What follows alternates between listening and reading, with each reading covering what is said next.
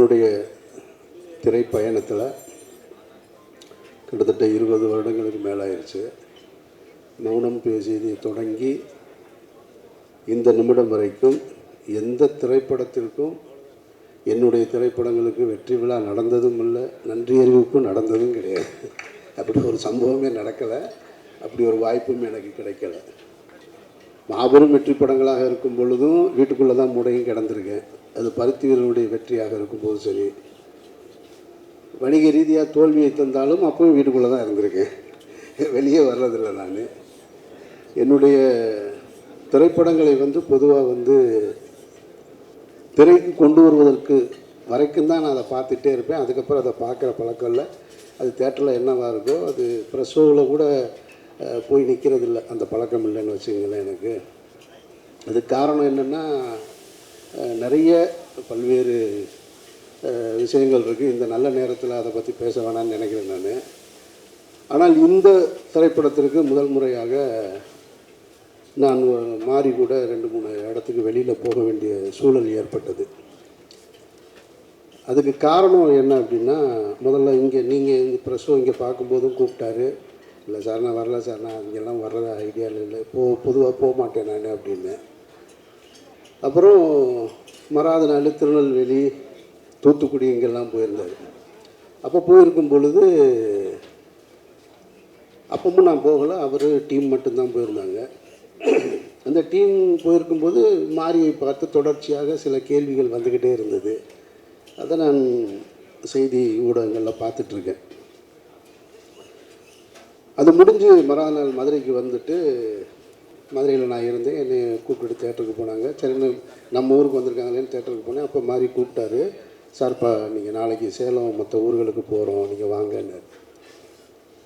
நான் வர்றேன்னு சொல்லி ஒத்துக்கிட்டேன். அதுக்கு காரணம் என்னென்னா, இந்த திருநெல்வேலி தூத்துக்குடி அந்த இடத்துல பத்திரிகையாளர் சந்திப்பில் பத்திரிகையாளர்கள் மாறி என்கின்ற இயக்குனருக்கு கொடுத்த ஒரு நெருக்கடி தான் எனக்கு, நான் அவரோடு போகணும்னு தோணுச்சு. சரி, நம்ம போய் பக்கத்தில் உட்காருவோம், என்ன வகையான தாக்குதல்கள் வருது அதை நம்ம சமாளிப்போம் அப்படின்னு தான் போனேன் நான். ஆனால் நான் வந்த இடத்துல அது நடக்கலை. நடந்திருந்தால் நிச்சயமாக நான் அந்த இடத்துல மாறி பாதுகாத்திருப்பேன், அதில் எந்த மாற்று கருத்தும் கிடையாது. எனக்கு என்னென்னா, அந்த பத்திரிகையாளர்கள் ஒரு கேள்வியை திரும்ப திரும்ப மாறிக்கிட்ட கேட்குறாங்க, நீங்கள் ஏன் இந்த மாதிரி படம் எடுக்கிறீங்க, ஏன் இந்த மாதிரி படம் எடுக்கிறீங்க, நீங்கள் சமூகத்துக்குள்ளே ஒரு பிரச்சனையை உண்டு பண்ணணும்னு நினைக்கிறீங்கன்றாங்க. இது எவ்வளவு அபத்தமான ஒரு கேள்வியாக இருந்ததுன்னு நான் பார்த்தேன். நான் கண்ணுக்கு தெரியாத சாமி, இல்லாத பேய், இது ரெண்டை பற்றியும் இங்கே நிறைய சினிமா வெற்றி அடைஞ்சிக்கிட்டே இருக்குது. சாமியை யாரும் பார்த்ததும் கிடையாது, அதை பற்றி படம் எடுத்தால் கொண்டாடுறாங்க. பேய் அது இல்லவே இல்லை. ஏன்னா பேயை விட மனுஷன் ரொம்ப மோசம்னு நான் நினைக்கிறது. பேய் எந்த பேயினாலும் எந்த தொந்தரவும் கிடையாது. ஏன்னா பேய் பார்த்தீங்கன்னாக்க அதுவே ரொம்ப பயந்தது தான். ஏன்னா அது பகலில் வரவே வராது. நீங்கள் எந்த திரைப்படத்துலையும் பகலில் அது இரவில் மட்டும்தான் வரும். அதுவே ரொம்ப பயந்தது. அது பகலில் போனால் ஆளுங்க நிறையா இருப்பாங்கன்னு இவனுக்கு பயந்துட்டு ஓடிடும். இது ரெண்டை பற்றியும் படம் எடுக்கலாம். ஆனால் கண்ணுக்கு தெரிஞ்சிருக்கக்கூடிய சாதி, அது ஏற்படுத்துகிற தீமைகள், அதனால் ஏற்பட்ட வலிகள், கொடுமைகளை ஒருத்தன் படம் எடுக்கக்கூடாதுன்ற கேள்வியை முன்வைக்கும் போது தான் எனக்கு ரொம்ப அபத்தமாக இருக்குது. அவர் ஒரு படம் எடுக்கிறார், அவர் ஒரு கருத்தை சொல்கிறார். அந்த கருத்துக்கு உங்கள்கிட்ட எதிர்கருத்து இருந்தால் நீங்களும் சொல்லுங்கள். எடுக்கக்கூடாது, ஏன் எடுக்கிறீங்கன்ற கேள்வி ரொம்ப ஆபத்தானதாக நான் பார்க்குறேன். நான் இப்போது மாரியுடைய படங்கள், ரஞ்சித்துடைய படங்களை பொதுவெளியில் அரசியல் சார்ந்தவங்க கருத்து தெரிவிக்கிறாங்க, அதுக்கு ஒரு எதிர்ப்பு தெரிவிக்கிறாங்க அப்படின்னா அதில் ஒரு நியாயம் இருக்கிறதா பார்க்குறேன். நான் ஒன்று, ரொம்ப நாளாக அடிச்சிட்டோம், அப்படியே அடி வாங்கிட்டே இருக்க வேண்டிய என்ன, திடீர்னு என்ன உங்களுக்கு எங்கேருந்துடா வருது இந்த தைரியம் அப்படின்ற கேள்வியாக இருக்கலாம். இல்லை நடந்து போச்சு, அதெல்லாம் ஏன் வெளியில் சொல்கிறேன், நாங்கள்லாம் பெரிய மனுஷனாகவே வாழ்ந்துட்டோம் இங்கே அப்படின்ற எண்ணமாகவும் இருக்கலாம். அது அரசியல் சார்ந்தவர்கள், அந்த அமைப்பு சார்ந்தவர்கள் சொல்கிறாங்கன்னா அதில் ஒரு லாஜிக் இருக்கிறதா பார்க்குறேன். ஆனால் திரைத்துறையிலிருந்து வருகிற எதிர்ப்பு இருக்குது பார்த்தீங்களா, அதை நான் ரொம்ப அபத்தமாக பார்க்குறேன். அதில் ஒரு இயக்குனர் ஒரு தொலைக்காட்சி ஊடகத்தில் இந்த திரைப்படத்தை பற்றி பேசும்போது ஒரு பாடல் பாடி காமிக்கிறார். நீங்கள்லாம் பார்த்துருப்பீங்க. ரொம்ப கேவலமாகவும் குரூரமாகவும் பைசன் பைசன் பைசன், அது ஒரு பாய்சன், அந்த குரலே நாராசமாக இருக்குது. அதில் இது வேறு. நான் கேட்குறேன், உங்ககிட்ட உண்மையிலே கருத்து இருந்ததுன்னா, அவர் ஒரு கருத்து வச்சுருக்காரு, அந்த மீடியாவை ஆர்ட்டாக அவர் எடுத்துகிட்டு வந்து அதன் மூலமாக ஒரு அரசியல் சொல்கிறார். உங்ககிட்ட கருத்து இருந்ததுன்னா நீயும் அதை ஆர்ட்டில் எடுத்துகிட்டு வர வேண்டியதானே. அப்படி தானே நீ சண்டை போடணும். அதை விட்டுவிட்டு ஒருத்தன் ஏன் எடுக்கிறான்ற கேள்வியை வந்து அவதூறு சொல்லக்கூடாது. அவர் சினிமாவின் மூலமாக ஒரு அரசியலை சொல்கிறாருன்னா நீயும் சினிமாவின் மூலமாக பதில் சொல்லு. அதுக்கு உங்ககிட்ட திராணி இல்லை, அதுக்கு உங்ககிட்ட வழி இல்லை, அந்த ஆர்ட் ஃபார்மை உன்னால் பயன்படுத்த முடியலைன்னா அவதூறு சொல்லாத, கேவலப்படுத்தாத, குறை சொல்லாத. அதை தான் நான் சொல்லணும்னு நினைக்கிறேன் இந்த இடத்துல. அதனால தான் நான் மாறி கூட இந்த விழாவுக்கும் கூட, ஏன்னா இதுக்கப்புறம் பைசனுக்காக இன்னொரு விழா நடக்குமான்னு எனக்கு தெரியல. எனக்கு தெரியல, நான் அங்கே இருப்பேனான்னு தெரியல. அதனால் நான் இங்கே வரணும்னு வந்து உங்ககிட்ட சந்தித்து பேசணும்னு நினச்சேன். ஒரு நல்ல திரைப்படம் என்பது வந்து தனக்கான ஆட்களை சேர்த்துக்கிறோம். அது எனக்கும் அமைஞ்சிருக்கு, ரஞ்சித்துக்கும் அமைஞ்சிருக்கு, இன்னும் திரைத்துறையில் மிகப்பெரிய வெற்றிகளை கொடுத்த எல்லா இயக்குநர்களுக்கும். அப்படி பைசன் வந்து அமைச்சிக்கிருச்சு அப்படின்னு தான் நான் சொல்லுவேன். நான் இது வந்து மாறி என்ற அந்த கேப்டன் வந்து அதுக்கான ஆட்களை சரியாக தேர்ந்தெடுத்ததாக தான் நான் பார்க்குறேன். நான் இப்போ துருவ அந்த கேரக்டர்லேருந்து எடுத்துகிட்டு இன்னொரு ஆர்டிஸ்ட்டை மைண்டில் வச்சு பார்க்கவே முடியாது. அப்பாவை வந்து பசுபதியை தாண்டி வேற ஒருத்தரை பார்க்க முடியலை. வாத்தியார் கேரக்டருக்கு மதனை தாண்டி வேற ஒருத்தரை பார்க்க முடியலை. ஒளிப்பதிவுக்கு எழில் இல்லைன்னா யார் சிறப்பாக செஞ்சுருப்பா அப்படின்ற கேள்வி வருது. மியூசிக்கு நிவாஸ் இல்லைன்னா வேறு யார் பழைய மியூசிக் டைரக்டரான. இப்படி அது தனக்கான நல்ல திரைப்படம் தனக்கானதை சேர்த்துக்கிறது அப்படின்னு தான் நான் உணர்றேன். நான் பொதுவாக ஒரு நல்ல திரைப்படங்களை பார்க்கும் பொழுது நம்ம பாராட்டுவோம். ஆனால் பாராட்டுகிற எல்லோரோடும் பயணிப்புமா அப்படின்னா அது வாய்ப்பு குறைவு தான். ஆனால் இந்த படத்தை பார்த்ததுக்கு பின்னாடி எனக்கு ஒரு 3 பேரோட ஒர்க் பண்ணணும் அப்படின்ற ஆசை வந்துருச்சு. என்னோடய டைரக்ஷனில் வந்து கேமராமேன் எழிலோடையும் மியூசிக் டைரக்டர் நிவாஸோடையும் திலீப் சுப்பராயனோட சேர்ந்து ஒரு படம் பண்ணிடணும். ஏன்னா ரொம்ப கம்ஃபர்ட் ஜோன். இப்போ திலீப் பேசும்போது இங்கே சொன்னார், அவர் தான் அந்த மீசையெல்லாம் வச்சு அந்த பக்கம் லால் சாரோட தம்பியாக நடிச்சிருந்தது. அவர் அடிக்கிற காட்சி, அவர் ஃபைட் மாஸ்டர், அவருக்கு தெரியும்ல, அவர் பல பேரை பார்த்துருப்பார். அவர் வந்து நின்றுட்டு ஒரு நிறைய மாறி சொன்னாப்புல, இங்கே கட்டை இருக்குது, இந்த இருக்குது சார் கட்டை, இதை எடுத்துடுங்க. ஏங்க கட்டையை கரெக்டாக வைங்க, எந்த கட்டைங்கன்னு. இல்லை சார் டம்மி தான் சார். இல்லைங்க நீங்கள் சொல்கிறீங்க, டேர்ன் பண்ணி நிற்கிறேன், நான் திரும்பி எடுக்கிறது எந்த கட்டைன்னு எனக்கு வைக்கிற இடத்த காட்டுங்க, வேறு கட்டை நீங்கள் ஒரிஜினல் கட்டையை எடுத்துங்க. அல்ல சார் அதெல்லாம் சமாளிச்சிடலாம் சார். இல்லைங்க உங்களுக்கு என்னையே தெரியாது, அதனால சொல்கிறேன், நான் எடுத்து வேகமாக பார்த்துக்கலாம் சார். டம்மி தான், ஆனால் கரெக்டாக டம்மியை நானே எடுத்து வச்சுக்கிட்டேன். அசிஸ்டன்ட் டைரக்டர் கொஞ்சம் சார் டைரக்டருக்கு டென்ஷனாக இருந்தாங்கன்னா அசிஸ்டன்ட் டைரக்டர் மாற்றி விட்டுருவாங்கல்லன்னு, அதனால் திரும்ப ஒரு இடம் பார்த்துக்கிட்டேன் கட்டையை. நான் கட்டையை எடுத்து அடித்தா ஷார்ட் நல்லா வந்திருக்கு. மாறி சிரிச்சுட்டு மாறிட்டு அது மாதிரி சொல்கிறாப்புல, சார் எல்லாரையும் பாடாக படுத்திட்டாப்புல சார் இந்த மாஸ்டர், விடாதீங்க சார்.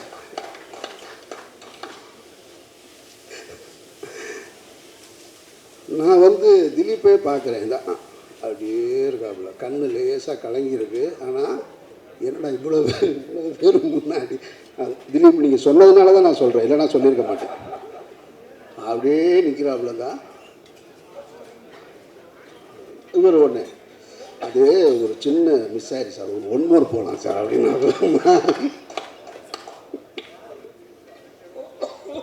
ஒரு 1 more போகலான்னு உடனே நான் ஏங்க வேணாங்கன்னு. இப்போ முதல்ல இருந்த திலீப்போட கொஞ்சம் லைட்டாக கொஞ்சம் குறைஞ்சிருச்சு. இல்லை நான் கேட்டேன், இல்லை திலீப் நான் வேணா சும்மா சீட் பண்ணவான்னு. பரவாயில்ல சார் அடிங்க சார்.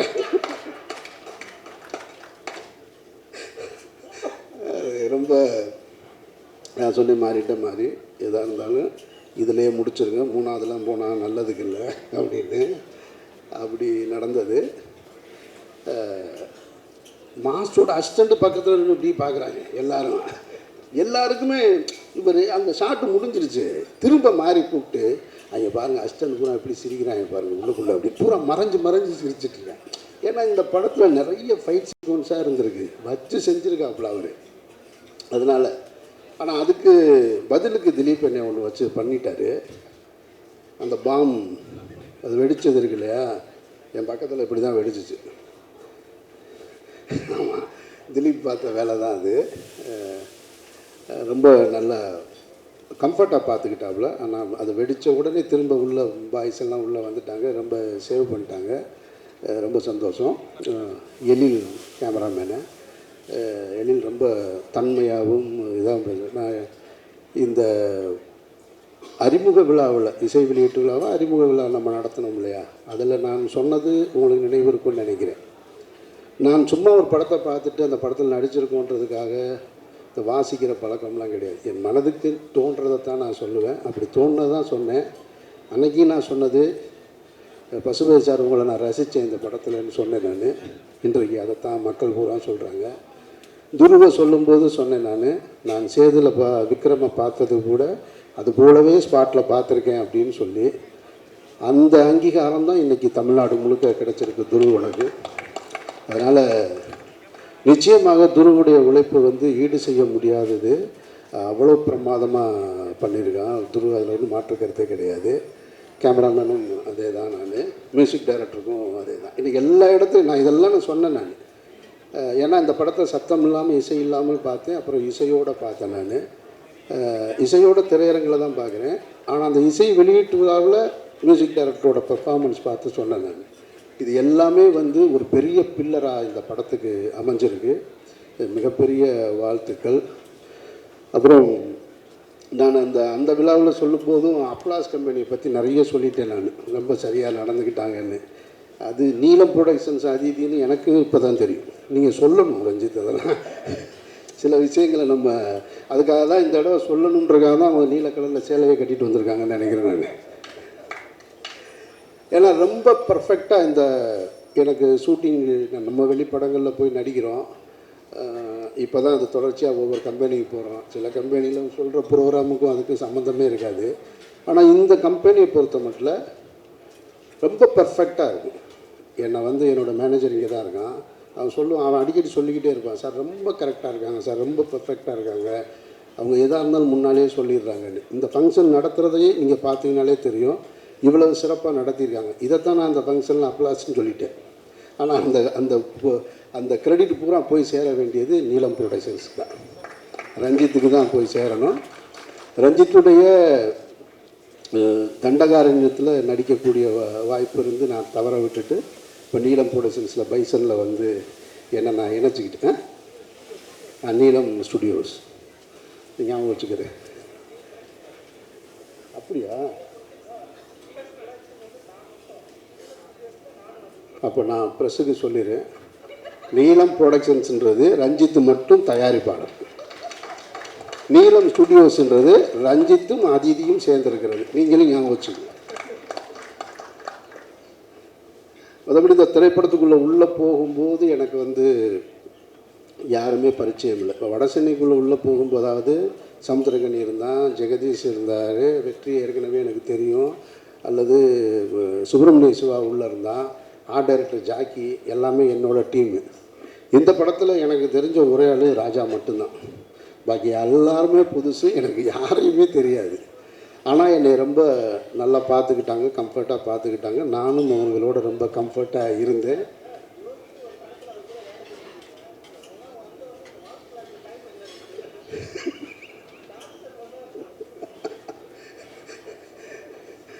ரொம்ப